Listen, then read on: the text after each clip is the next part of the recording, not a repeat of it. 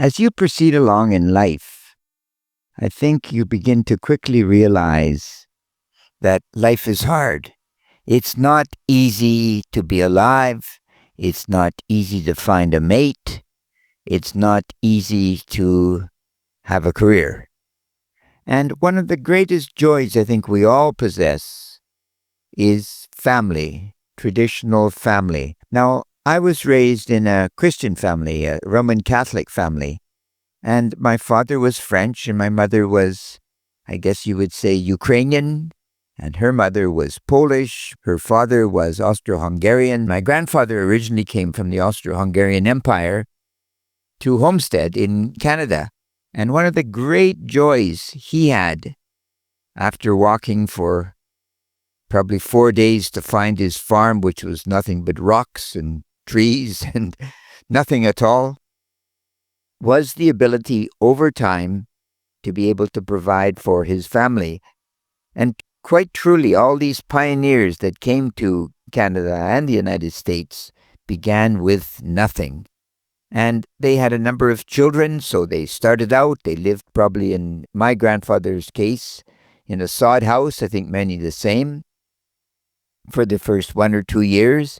Then eventually they built a small mill, a sawmill, and they were able to cut down some of the trees on the property, and they built a house. And along the way, he had 18 children in 2 marriages. I mean, remarkable, hard to believe.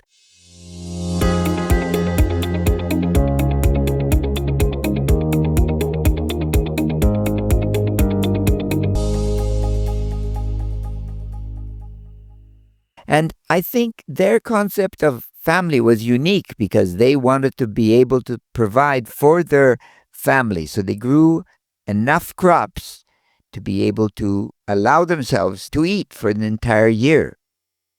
And they would have, of course, seed stored, and they would do it again. There was never any thought that you were going to take over the next farm. No expansionistic capitalism, if I could put it that way.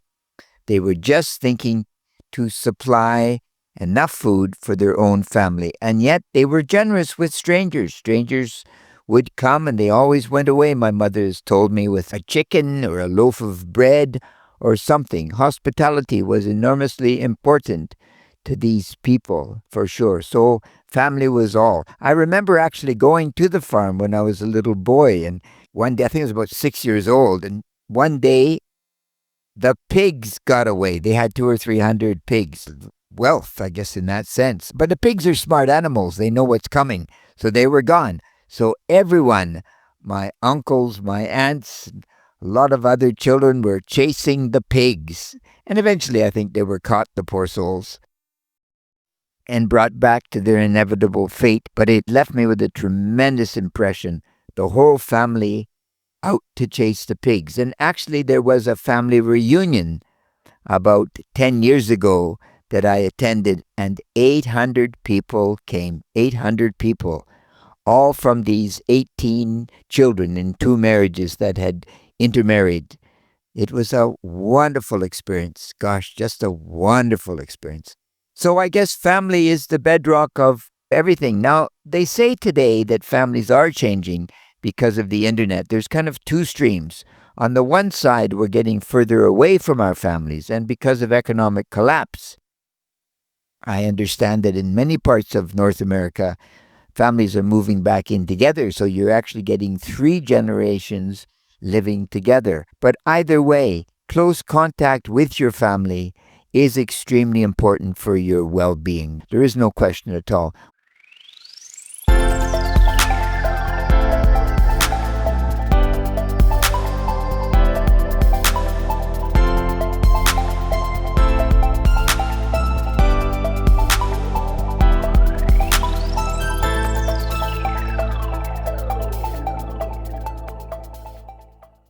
Why? Well, I think first and foremostly, when you think to yourself, your family is kind of a bit of a standard, isn't it? The person in your family that has achieved perhaps the most philosophically, spiritually, financially, they're kind of the person that you want to emulate in some way, if it's at all possible. So families give stability and, I guess, security, right?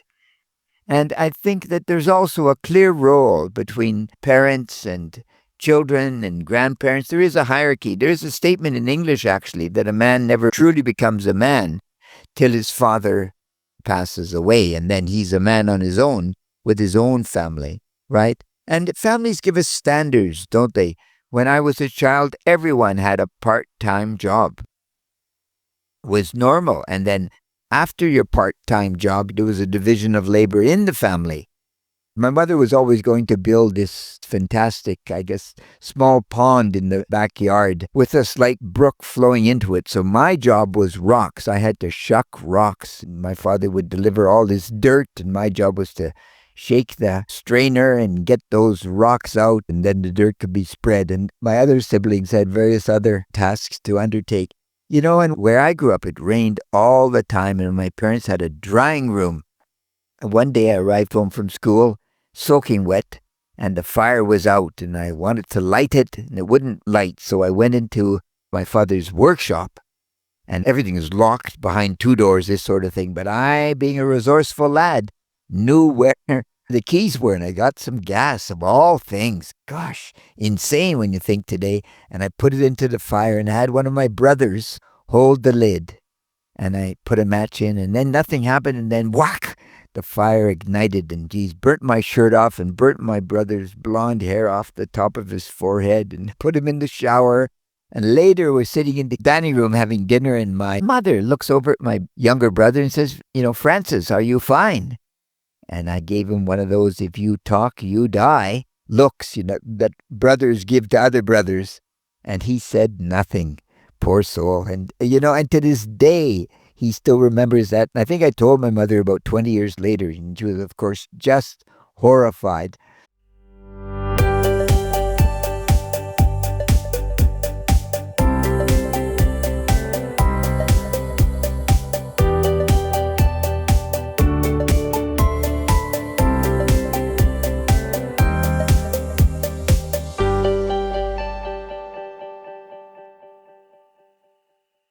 So those are families. Another part of my family, of course, was a religious aspect. And many people say we're getting away from religion, which I think fundamentally is a bad thing, right? Because we all need a way to understand this consciousness. And if you're atheistic, if you're an atheist, you find your own understanding of God. But there is God. There is no question. I think anyone would understand that, right? Just taking a walk in nature or seeing a baby born, there's something bigger than me, for sure. So the high holidays, I remember midnight mass and then coming home and having a snack and then going to sleep. And then the next day was an enormous turkey and lots of family and presents and a lot of joy. So I guess families in that sense bind you very closely, don't they? If you make a family a bedrock of society, once again, I think a lot of our psychological problems in the society will go away. I have had some young students that have told me they never speak to their parents because of the internet. They're on their phones, or their parents are busy, or there is no set 6 o'clock for a meal.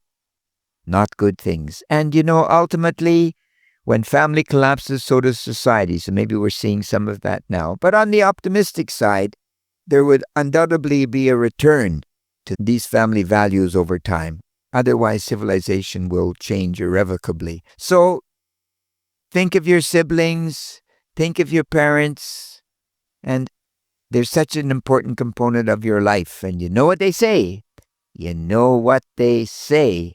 If we want to grow, we want to nurture our families, we want to have a traditional family, and we want to be at peace. Critical thinking is necessary for all of this, and critical thinking is great, truly great. You take care. God bless. Bye-bye.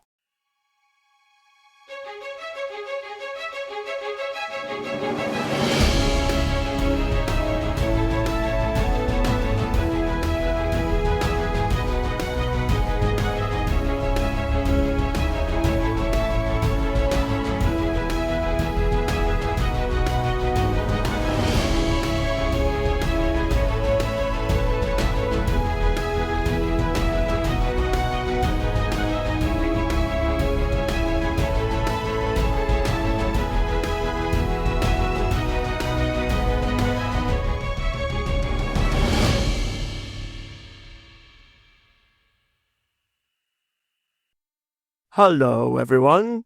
This is Dave, and today is day 8 of our El Camino journey. Today's episode we would like to dedicate to Shane and Emily of TCGS. Again, it's Shane and Emily of TCGS. Right. So we are going to talk a little bit about family. Leon and we had spent some time this afternoon in a small town in rural Spain. We stopped there for lunch, and as we sat down and waiting for our lunch to be served, we heard some noise and we looked outside. What was it that we saw? We saw a lot of people dressed in costumes coming down the road and heard some music and singing and dancing. And everywhere we looked around, we saw families, mothers and fathers and children all together celebrating this local festival. We asked the waiter what the celebration was all about, and he really wasn't sure. He said just sometimes they have local festivals, and this was one of them. And we also saw some people grilling meats. Overall, it was a really, really, really nice atmosphere for a Sunday afternoon around 2 o'clock, just to see all of these families spending time together, talking and eating and drinking and just celebrating life. Interestingly enough, whilst we were in this small town, we also met one of our El Camino family members, Nicole, from Holland. Leon and I had walked with Nicole a couple days previously, maybe 1 or 2 times, and chatted with her. So she's almost like an extended part of our El Camino family. We talked and we chatted and we ran into her again today at that same small town. We had a chat before taking a picture and saying farewell, as today will probably be the last time that we run into her on our journey as we continue forward, and she will continue forward as well, but at a slower pace than us. Hi, this is Leon here. And as Dave was saying about family, it's interesting because in Spain, you begin to realize that the pace of life or the orientation of life is totally different. Once again, family is the focus. And so it seems, and I have read this, that Spain is slower. Now, in the EU and the European Union, it's kind of the odd man out because in the afternoon, it closes for a siesta for several hours and then reopens into the evening. So the other day, we're in a park and they were partying away, and it was getting 9:30, 10 o'clock, and this was on a work day, what we would consider a work day. So family seems to be everything. But what I was thinking about when it comes to family is that every family has a history, absolutely. And I have 3 brothers and 1 sister, and one of my younger brothers once was actually put into a very dire situation. I almost blew him up as I was trying to light the wood stove in the back room of my parents' house. So you'd realize that families are very precious ultimately. And if we can somehow get over the many travesties of life, we'll always have our family with us to support us, right? So family is the bedrock. And people, curiously, that don't have a mother, father, siblings, they ultimately suffer in life. There's no question at all. So you think about family. Back to Dave. With that being said, how much time do you spend with your family? That's a question I think each and every one of us can think about.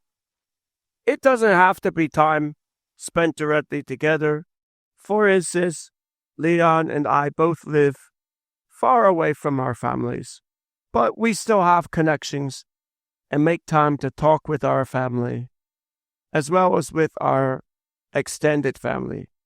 It's very important because at the end of the day, family is family. You can choose your friends, but you can't choose your family.